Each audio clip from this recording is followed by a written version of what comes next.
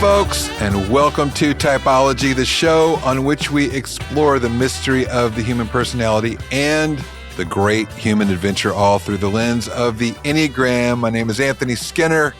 Typology Tribe, welcome back. We're so glad you carved out a little margin during the holiday sprint to be here with us as we all navigate the year-end swirl. It's good to drop anchor together just for a few minutes. And listen, as we move into Christmas week, we wanted to put something in your feed that actually helps you love your people well and maybe even yourself well during this beautifully complex season. So today, we're replaying a conversation that landed with a lot of resonance for the first time around. It's timely, it's tender, and it's tailor-made for the relational gymnastics the holidays tend to inspire. So, we're joined by the brilliant and deeply grounded Christina Wilcox, author of Take Care of Your Type and Take Care of Your Friends. And she brings the goods here today. We're talking practical insights, emotional intelligence at scale, and some seriously actionable wisdom on navigating family systems without losing your center. So you're going to love this episode. If your household is anything like Ian's and anything like mine, an Enneagram flavored potluck that could double as a team building workshop, this one has your name all over it. So as you're wrapping presents, wrapping up deliverables, or just wrapping your mind around the fact that Christmas is here, take a breath with me.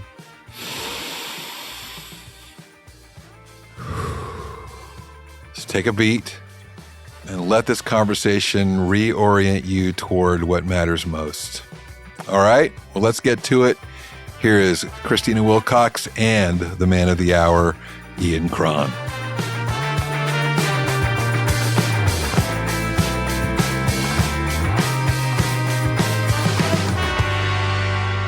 Hello, Typology friends. Ian Cron here. Once again, as you know, the podcast on which we explore the mystery of the human personality and the human adventure through the lens of the Enneagram. I'm joined by the inimitable, the wonderful, the exotic Anthony Skinner. Well, you got it right when you said exotic. I don't know about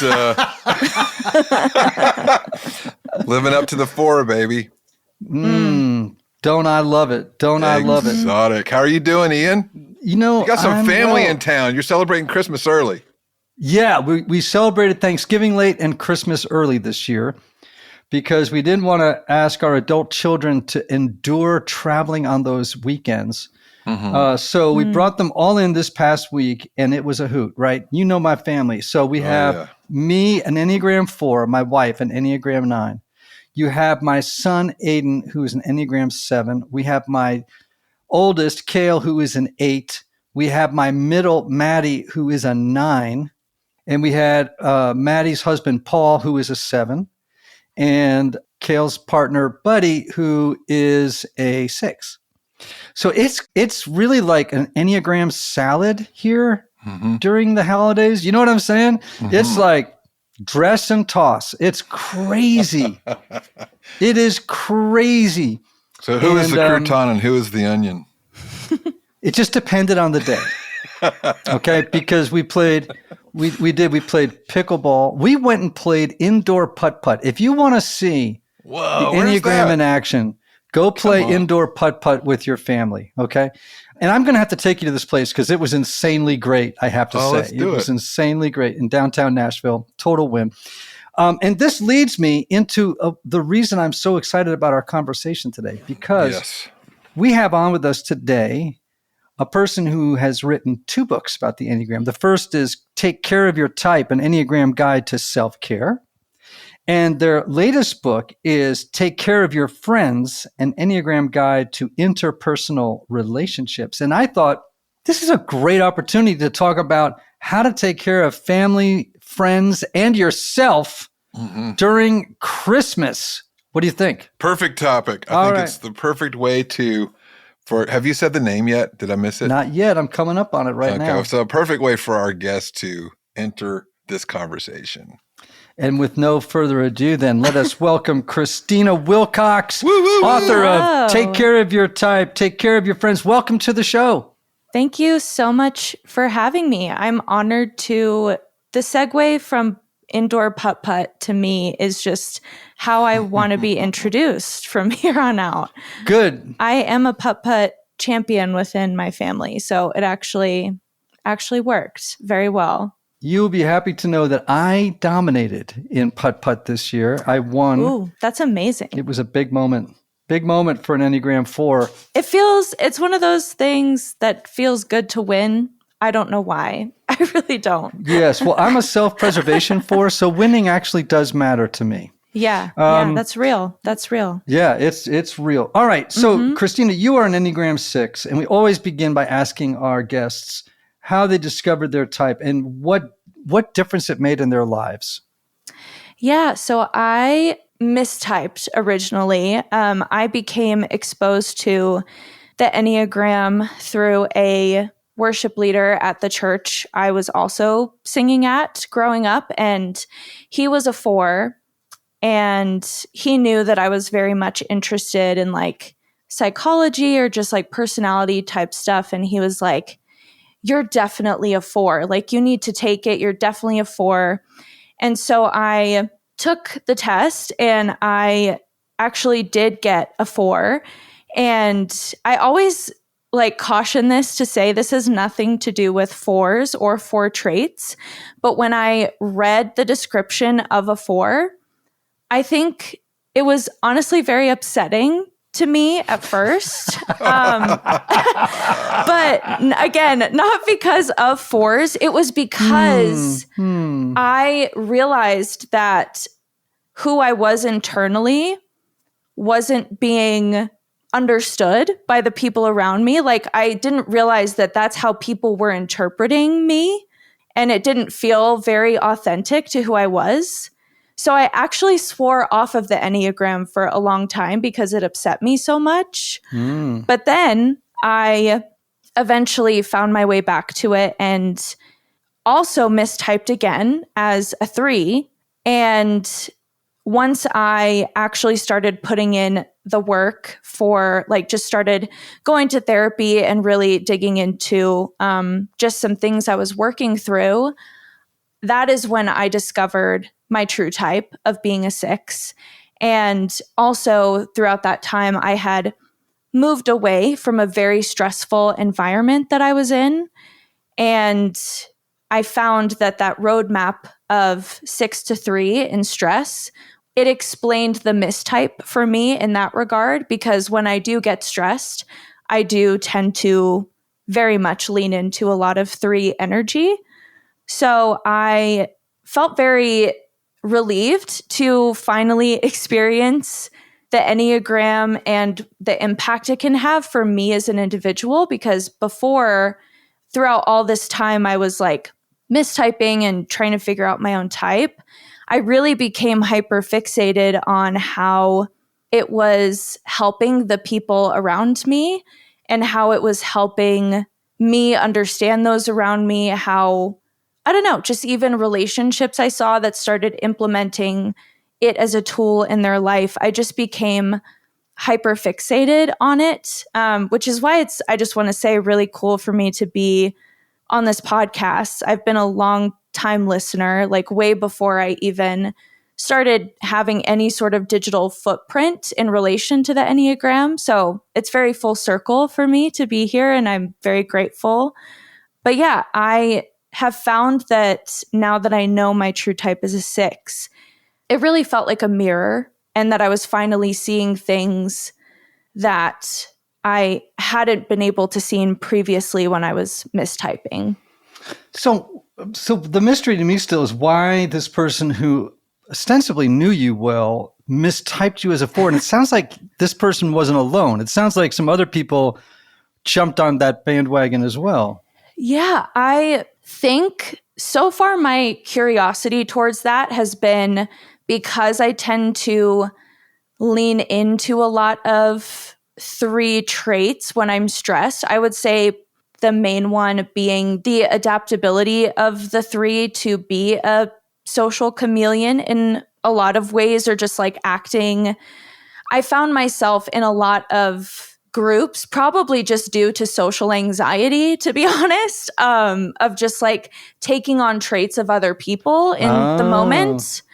And so once I also started working through some of my social anxiety, I found that I wasn't mirroring the people around me as much. I think the stereotype that a lot of people hear about in regards to 4, and even with this person that I was around who was a 4, I think just simply the fact that I am a very creative person and I enjoy art, I enjoy media consumption, and I love to share deeply and go deep with people, be emotional, feel emotions deeply, and share that with others. I think that in his understanding of what a 4 was at the time, I think he just thought that because I was willing to sit with him in certain places that I had to be the same, I think. Or it could have just been because we were both on a worship team singing. Yes. I really don't know. Anthony can tell you from personal experience that being on a worship team can be a very confusing experience. It is. Oh my gosh. That could be a whole other For sure. Truly. So you're not the first 6 who's talked to me about social anxiety. How did that show up for you, and how have you dealt with it through the lens of the Enneagram? I came out of the womb with social anxiety. I remember when I first started going to therapy and actually like seeking answers for the struggles I was facing in my life mentally. I remember people asking me, like whether it was a psychiatrist or a therapist, like, when do you remember your anxiety beginning? And I was like, I have no recollection of a life without it. And I think with some other things, I have ADHD, I am neurodivergent, and there's a lot of like social anxiety that comes into misunderstanding social cues or being misunderstood in general with, just living with certain setbacks. And I think that how the 6 and diving into being a 6 has helped me unravel that social anxiety is how much of it is based on the lack of trust within myself because of those challenges. Right. In situations growing up, even within childhood, of like realizing even in that because of my social anxiety, how I wanted to come across wasn't actually what I was desiring. I think that knowing I was a 6 helped me to see the root of why a lot of that social anxiety manifests. It really does at least come down for me with relating to confidence and trust in myself more than anything. So how have you worked on developing confidence? Can you give me a specific example of something that you do? This is for our 6s who are listening, or for anyone wrestling with social anxiety. Like, how do you, what are some, I don't want to say hacks because I hate the word, but what are some strategies that you have? The first thing that comes to mind, honestly, and it's not a fun strategy, unfortunately. It's very difficult and not always enjoyable, but the biggest help for me in my social anxiety has been exposing myself to uncomfortable situations and almost exposure therapy to things in a way, because I think the issue with me with confidence and trust in myself, it's believing that when I enter certain situations, one, if something bad happens, I don't have the tools within myself to know what to do or to overcome the situation or to feel okay or to regulate. And so I would say, again, it's definitely, I wish I had a less, it's hard. It can be so painful to do this, and it has been painful, but it's been the most rewarding of just actually exposing myself to the things that I'm afraid of, or just in social situations of challenging myself, whether it's to speak up or to kind of derail the thought train of how I'm being interpreted by someone too. Just like everyone else in the world, I've been in a lot of uncomfortable social situations where things happened that I wasn't prepared for. And I think, I guess twofold, putting myself in those situations on purpose to show myself that I do have the tools to overcome, or if I didn't in the moment, that now I do. Almost like building a case for myself of evidence. Great. Just proving myself almost, I guess. Yeah. Well, I mean, I like it because what you're doing is you're practicing the virtue of courage and faith. And by thrusting yourself into those situations, which is antidotal to the core fear, or not the core fear, but the passion of fear. So yeah, it is hard. And a lot of the work of the Enneagram is hard. It's not easy. It's not comfortable because we're going in direct opposition to our patterns. And so when we do that, it's like resistance training in the weight room, right? We build muscle and we build confidence, and we start to experience some of the fruits of it. All right. Well, speaking of social situations, lots of folks are coming up on Christmas. And I want to talk about what is it like to take care of friends, family, and self at the holidays. Okay. So what I'd love to do is maybe just do a quick, and I mean a pretty quick, because for time's sake, one thing that we can do to help each of our 9 type friends, right? One way of caring for them at Christmas. And if we have time, we'll circle back and talk about some self-care things. But I really want to talk about how do we love our family and friends at Christmas of each type. So we'll just actually go in order. We'll just go in order. We don't need to do this. We don't need to do this in triads. Let's start with ones. Yeah. I think something that, and I also would love to hear your perspective on this, just would love for you to chime in at any point because I want to learn from you in this as well. But I think with ones and what I've seen with the ones in my life, and especially digging into when I was writing this book about friendship and taking care of friends, I noticed with ones just the amount of weight that they just the belief that the whole world is on their shoulders sometimes and all responsibility falls onto them. They're the only ones who are going to notice the things that need to be done or notice, I don't know, just walking into a room. I think you might have even said this and just thinking like what needs to be fixed or what needs to be repaired? What do I need to restore? And I think that for ones, whether it's an emotional load, a mental load, an actual like task, I think a way to take care of them during the holidays in any capacity is noticing what you could do to lighten that load and then just taking action on it. Whether that be through a specific gift that you know that they would want, even like treating them to something they would never buy for themselves, but they've mentioned, or in a more, again, like emotional, mental sense of just finding ways to alleviate some of that responsibility. I would say it's cliche, but I do think it's very powerful for ones. You know, I think a mantra for ones at the holidays comes from the Buddhist teacher Thich Nhat Hanh. And Thich Nhat Hanh has a great quote or a great mantra that I encourage ones to use a lot. It is this. He says, smile, period. Breathe, period. Go slowly, period. So I'm always telling ones, I want you to repeat after me. Smile, breathe, go slowly. Smile, breathe, go slowly. And I find that for some ones, they can get out, like other types, if they're particularly torqued, they get out over their skis and it's going all too fast. It's all going too fast for them. So I'm always like, smile, breathe, go slowly. And if you can help a one do that at the holidays, that's a big win. Okay, let's talk about twos. Yes. For twos, a way to take care of them in any capacity during the holidays. Again, some of these may sound repetitive or cliche, but I just I think creating a space for them to share with you what their expectations are of you or from you, I think is very impactful. A lot of twos, again, just they hold a lot of expectations of the people around them just because they're expecting people to have the same capacity for empathy that comes so naturally to them or compassion that comes so naturally to them.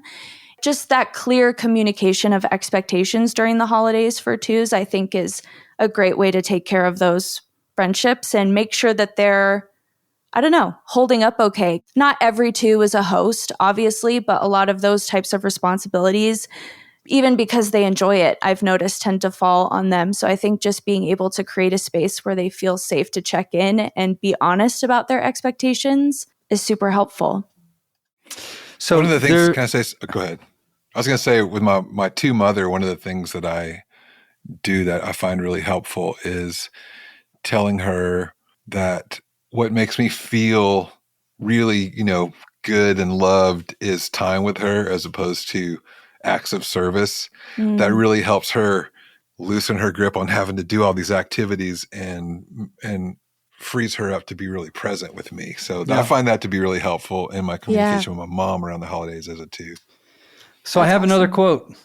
Yes. Because I think this happens with twos. So twos oftentimes harbor in their imaginations how things ought to be. Yeah. Right. And then they try to create the environment and the relational connections that will produce the outcome in their mind. Like this Christmas, it's going to be this, it's going to be that. And there's a great expression, and it's that, expectations are resentments waiting to happen. Yeah. Expectations are resentments waiting to happen.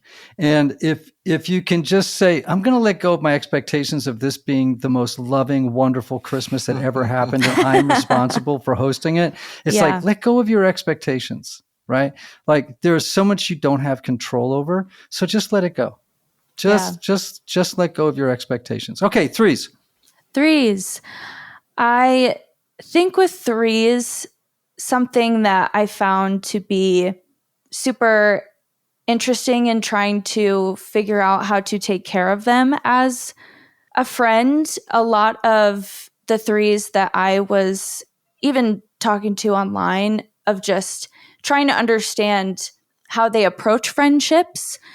I think there is, not in a way that's similar to ones, but not exactly. There's a lot of threes were saying, I feel like my friends don't keep up with me, or like we're not going at the same pace, and I just wish they would catch up to me. And if they don't catch up to me, I'm just not going to be able to think about them. Like it's very much like pace is very on the top of their mind in what I was uncovering for this book. And so I think I guess my challenge to threes, and also friends that are threes, is similarly with the theme of expectation, of just threes being able to slow their pace a bit to allow the people they love to catch up with them in a way, because I think that that's what a lot of threes want and crave, but there is that fear of slowing the pace. And I think that also friends and family, like being understanding towards them in that way and being flexible with what they're expecting from threes as well, emotionally, even maybe, is super important. So here's another one. Another quote, Anthony. Right. The Oscar Wilde quote we used to end this show with all the time. Be yourself. Everybody else is already taken. Mm-hmm. Be yourself. Everybody else is already taken. So one challenge to threes at Christmas could be, do not post on social media the pictures of your perfect, incredibly successful Christmas. Do not, you know what I mean? Do not post photos of your family that give the appearance that you're just living your best life ever. But maybe just decide that no social media at Christmas. As you said, slow down your pace and be yourself. Everybody else is already taken. I think that's pretty good. Moving on to fours. Fours, yes. I'm curious. Tell Anthony and I what to do. Oh, no. I was actually about to ask you, as a four, what is something that you wish friends and family, even during the holidays or during this time, better understood about you? Or what is something that would be helpful as like friends of a four, Yeah, so fours, social fours in particular, can get all hung up on thinking about Christmas past and idealizing Christmas past, and then sometimes idealizing Christmas future, and then not experiencing Christmas present because it's kind of always a little disappointing. Yeah. Unlike a 1, they're not thinking about, oh, this is what's wrong with this Christmas. They're thinking, this is what's missing this Christmas. Mm-hmm. So I think that's one thing that for sure 4s can be like, I'm going to actually be present and grateful for this Christmas. Yes. I'm going to practice gratitude this Christmas. Yeah, that's wonderful. That's definitely, I did a post recently about the practice of gratitude for 4s of just, I 100% agree. I do think there is this way to appreciate the very mundane, simplistic things of whatever reality looks like for you this holiday season as a 4. I think that's so important, definitely. Anthony, what do you think? Yeah, I had the same thing, like honor the longing, that sort of sense of, longing for maybe what was past or what was missed or what's missing, while helping the 4, enter into the present and appreciate what is. Yeah. I think that's 4s definitely keep going. Well, I was just going to say 4s have an exquisite connection or sense of the passage of time. And so they can be very, Anthony, I always think about the Japanese, I don't know if it's the wabi-sabi tradition, but the picture of the, what are those trees, cherry blossoms, Yeah. in the Japanese tradition, cherry blossoms just falling off the tree as a sign of shift and change, and how 4s see a cherry blossom tree shedding and they go, oh, the passage of time. And they get all caught up in the reverie of it. Right. And it's like, all right, let's just get here now, let's just get here now. Yeah. I think quickly with 4s too, something I would love to challenge friends of 4s even is kind of what you were saying, Anthony, is honoring that longing and passage of time. Because I know for me, as someone who is not a 4, entering into that space would actually be very beneficial for someone like me during the holidays to connect to that longing, or even just like missing someone who I've lost or something I've lost. Those feelings come up for everyone regardless of type during the holidays. And so I think something that could mean a lot to 4s, I imagine, would be acknowledging, not just honoring, but just acknowledging that longing of like, yeah, that is extremely valid. And that's something I admire about 4s and would love to incorporate for myself, for sure.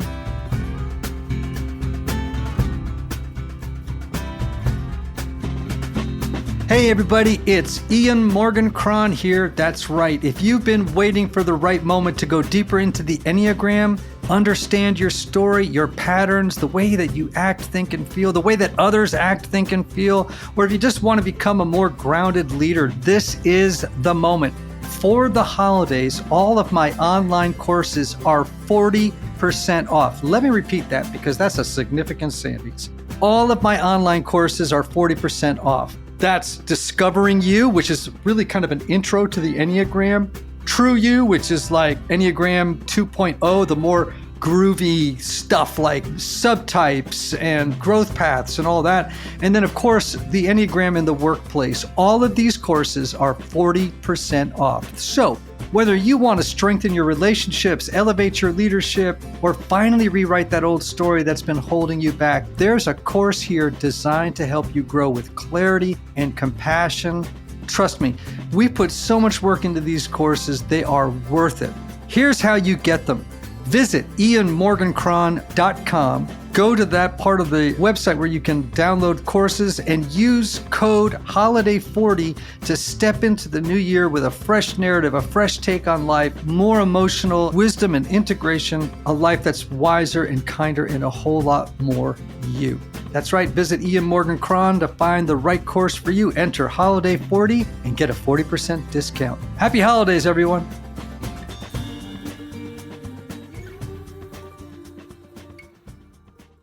Yeah, that's actually well said. I think, Advent is the season of longing. Yeah. It is the season of waiting. It is the season of, and most people don't get this in non-denominational churches, but in liturgical churches, we really focus on the idea of darkness, actually, at Christmas. I mean, waiting for the light. That's why so many fours love the old carol "In the Bleak Midwinter,"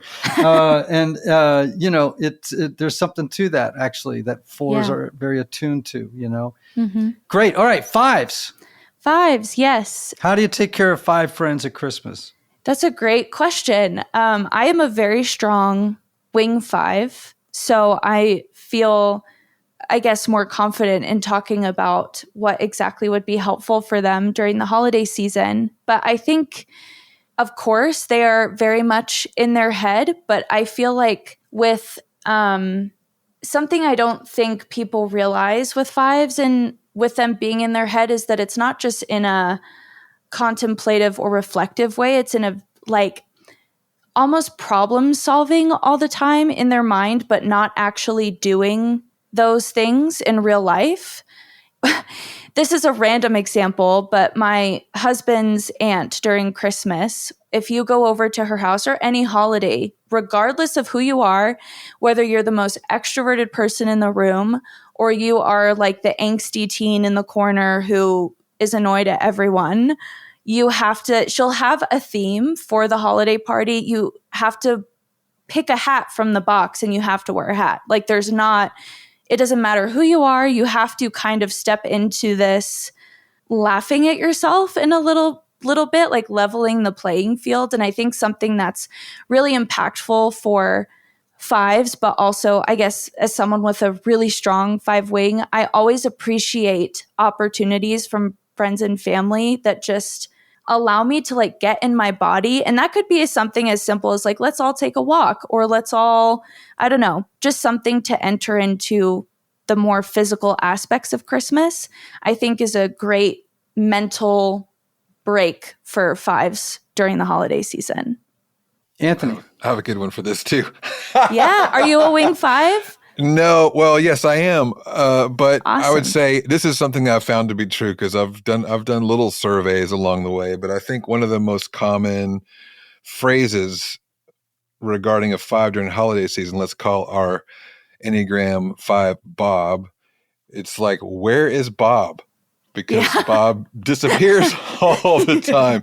And I'll say this, I have a brother who I suspect is a 5, and I think he catches a lot of hell for disappearing. And I think it's good just to give 5s grace, let them come and go. They need the space. Yeah, definitely. That's a great one. Yeah, I think there's always a fine balance, right? Like if I know a 5 really well, maybe I might say to them, so know that privacy is really important for you for, recharging, and that there's a lot of stimulation in terms of music and sound and lights and all this stuff going on at Christmas and lots of people around. It's very draining, right? At the same time, sometimes I might say to a 5, are you being private right now or are you isolating? Well, there's a difference. Yeah. Oh, sorry. Well, ouch. Got me. You got me good. All right. Talk to us about 6s, Christina.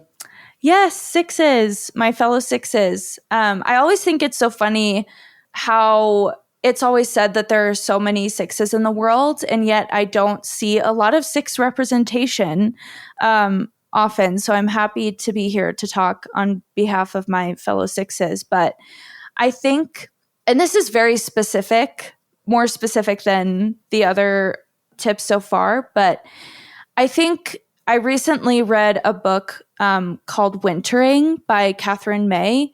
And not only do I highly recommend that as a gift for 6s, because it is all about leaning into the solitude of winter, kind of as you were relating to 4s. It leans into how to prepare for winter physically, emotionally, spiritually, but then how to allow yourself to simply be in winter.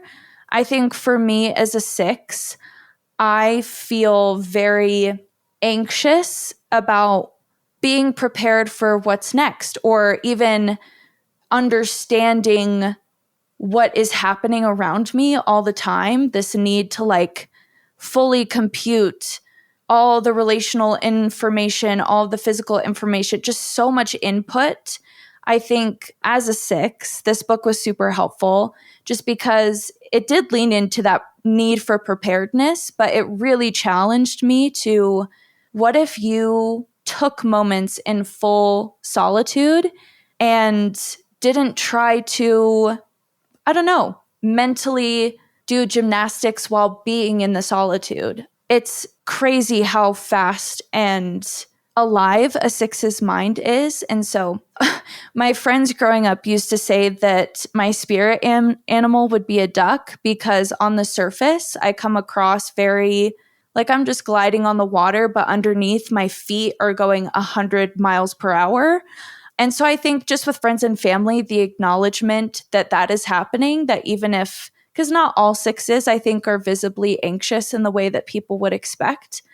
So I think making space for yourself to be in solitude and to process and to not prepare or brace yourself all the time. Mm-hmm. Yeah. You know? Great. We got to move. So let's get on to 7s. Yes, 7s.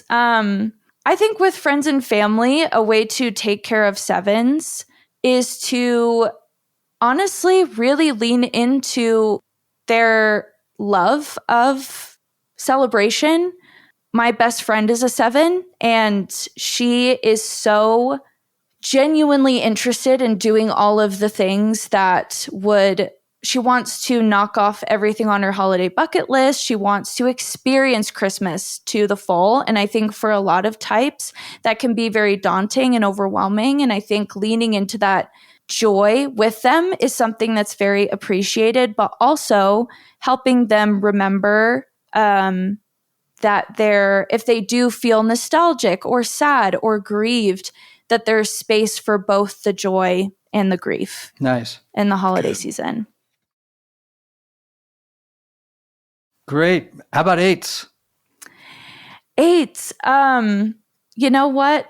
Just in the theme of straightforwardness with 8s, I think just letting someone else take the lead this Christmas, whatever that looks like, whether that's someone doing the tradition that you've always done, or someone volunteers to do something that you would prefer to just do yourself. I think one, as friends and family, having grace for that being difficult for them to let go of is very crucial. But I think just as an 8, just allow yourself to let go of the reins and see what happens. I think that there's a lot of hypervigilance with 8s as well, similarly to 6. So I think, allowing yourself to let go. You know, I think too with 8s, now I'm just giving tips a little bit to each type, right? But at the holidays, I would remind 8s that not everyone needs to know their opinions. like sometimes with an 8, you know, like I've seen this in the dynamic of my own family, right? Sometimes, especially if they get bored, they can get provocative. Yeah. And begin to kind of like stir the pot more than everybody else wants it stirred. You know what I'm saying? Anthony, you're laughing. Why are you laughing? Oh my gosh. Well, so my daughter May she's either a 7 with a hardcore 8 wing or 8 with a hardcore 7 wing. And she's just such a leader. I have so many examples of this, but I remember one 4th of July, we were all watching the fireworks, and it's these two, my family at large and my best friend, his family at large. The kids have grown up going to the lake together for decades. We're all sitting there. We've done this for years. We're on 4th of July. We're watching this huge fireworks show. Boom, boom. And everybody's, oh. And all of a sudden, May just starts talking, and everybody gets quiet. She's just owning the moment, and she's just, and I let her go for a minute. And then I said, that's enough, May. She goes, but I'm so bored. It was 100% out of her boredom. She was just dominating the moment and, you know, stealing this. And then once she goes, okay. And she gets quiet, and all of a sudden it's like, ooh, oh, everybody's acknowledging the fireworks again. That's so good. That is amazing. All right. Yeah. We got to wrap this up. Let's talk about 9s.